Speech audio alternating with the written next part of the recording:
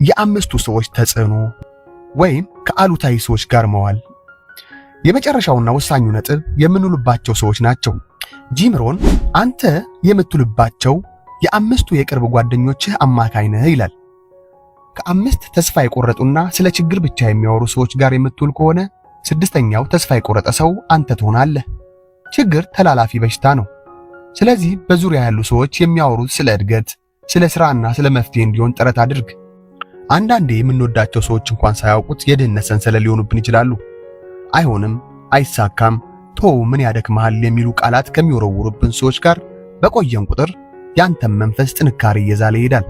ስኬታማ ለመሆን የግድ ስኬታማ ሰዎች አካባቢ መገኘት አለብህ።